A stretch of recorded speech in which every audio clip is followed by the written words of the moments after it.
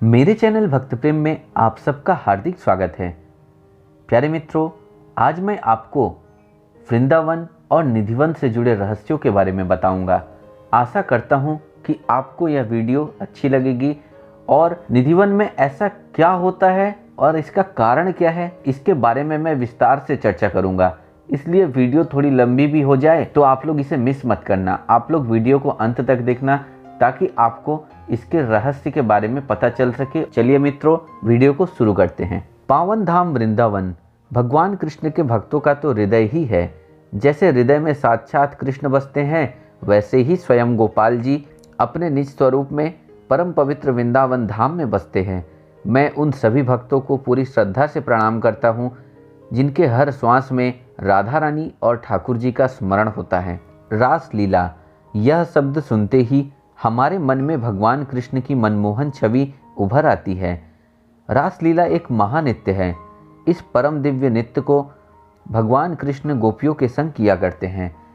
निधिवन ही वह स्थान है जहां भगवान कृष्ण ने गोपियों के संग महारास रचाया था।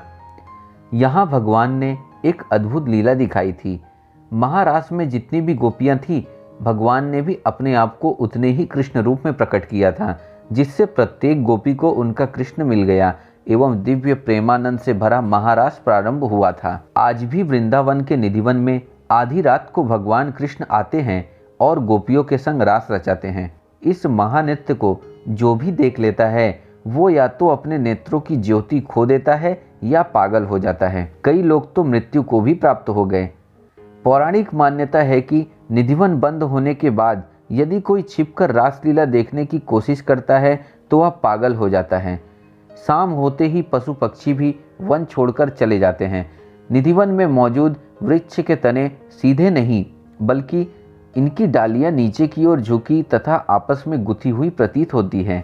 कहते हैं कि निधिवन के यही वृक्ष रात में गोपियों के रूप में परिवर्तित हो जाते हैं और उसके पश्चात रास प्रारंभ होता है।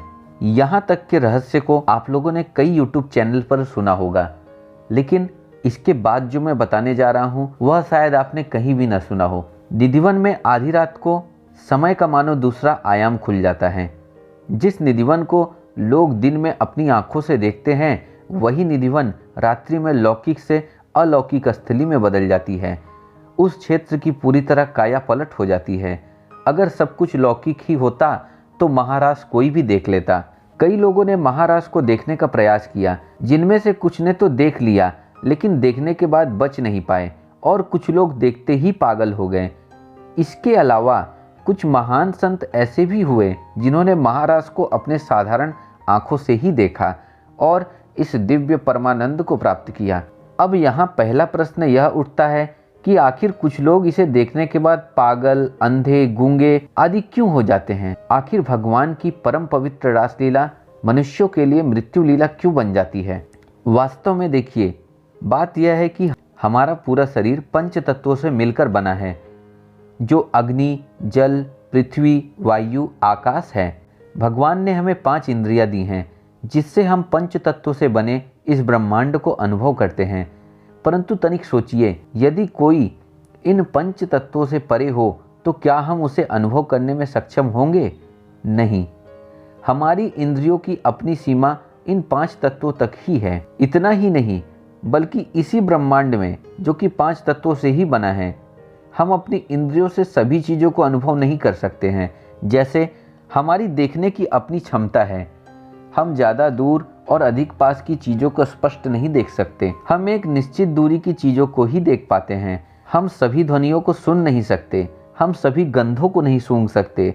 ऐसी है हमारी इंद्रियों की क्षमता। आप ही सोचिए, निधिवन में होने वाले दिव्य अलौकिक महारास को क्या हम अपनी इन अपूर्ण इंद्रियों से पूरी तरह अनुभव कर सकते हैं? यदि किसी कारणवश हमें इसका थोड़ा सा अंश भी अनुभव होता है तो क्या हमारी इंद्रियां उसे सहन कर पाएंगी?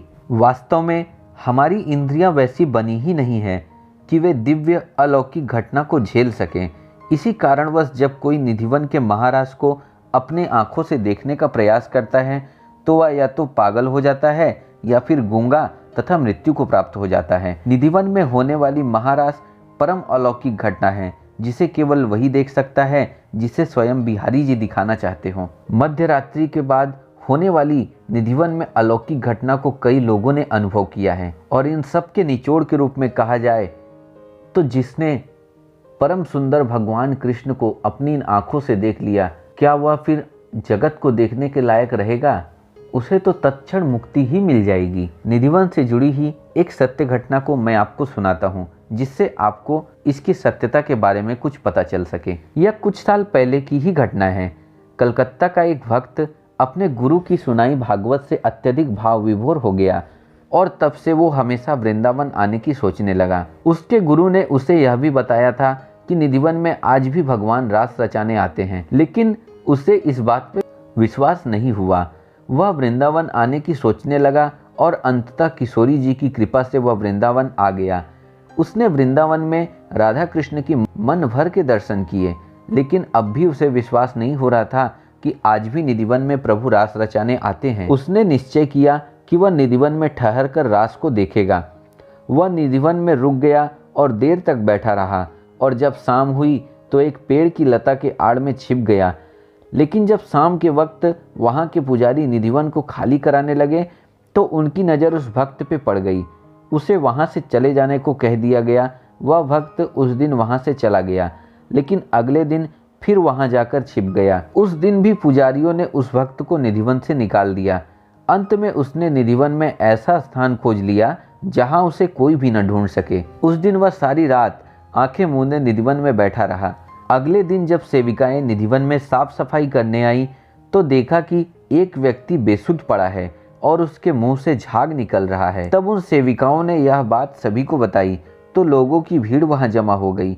सभी ने उस भक्त से बोलने की कोशिश की, लेकिन वह कुछ भी नहीं बोल पा रहा था। लोगों ने उसे मिठाई आदि खाने के लिए दी, लेकिन उसने नहीं ली। वह ऐसे ही 3 दिन तक बिना खाए पिए बेसुध पड़ा रहा। 5 दिन बाद उसके गुरु को इस बारे में बताया गया, जो कि गोवर्धन में रहते थे। उसके गुरुजी वहां पहुंचे और उसे गोवर्धन में अपने आश्रम ले आए, लेकिन आश्रम में भी वह ऐसे ही पड़ा रहा। एक दिन सुबह सुबह उस व्यक्ति ने अपने गुरुजी से लिखने के लिए कागज और कलम मांगी। गुरुजी ने ऐसा ही किया। उन्होंने उसे कागज और कलम दिया और मानसी गंगा में स्नान करने चले गए। जब गुरुजी वापस आए तो पाया कि उस भक्त ने दीवार के सहारे लगकर अपने प्राण त्याग दिए हैं, और उस कागज पर कुछ लिखा हुआ था। उस कागज पर जो लिखा था वह कुछ इस प्रकार था: गुरुजी, मैंने यह बात किसी को नहीं बताई है, पहले सिर्फ आपको ही बताना चाहता हूँ।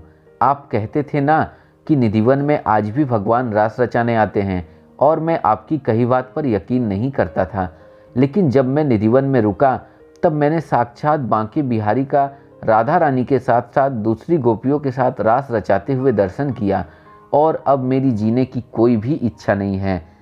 इस जीवन का जो लक्ष्य था वह लक्ष्य मैंने प्राप्त कर लिया है, और अब मैं जीकर करूँगा भी क्या। श्याम सुंदर की सुंदरता के आगे ये दुनिया वालों की सुंदरता कुछ भी नहीं है। इसलिए आपके श्री चरणों में मेरा अंतिम प्रणाम स्वीकार कीजिए। मित्रों, यह घटना बिल्कुल सत्य घटना है। उस भक्त ने जो पत्र अपने गुरुजी को लिखा था वह आज भी मथुरा के सरकारी संग्रहालय में रखा हुआ है, जो कि बंगाली भाषा में लिखा हुआ है। मित्रों, अर्जुन को भी भगवान के अलौकिक विश्व रूप के दर्शन तभी हुए जब कृष्ण भगवान की कृपा हुई। अतः यदि निधिवन में आज भी किसी को भगवान कृष्ण के रासलीला के दर्शन होते हैं तो इसमें ठाकुर जी की ही इच्छा होती है। यह वीडियो यहीं पर खत्म होता है। हरे कृष्ण कृष्ण कृष्ण हरे हरे, हरे राम राम राम हरे हरे। धन्यवाद मित्रों, फिर मिलते हैं अगली वीडियो में।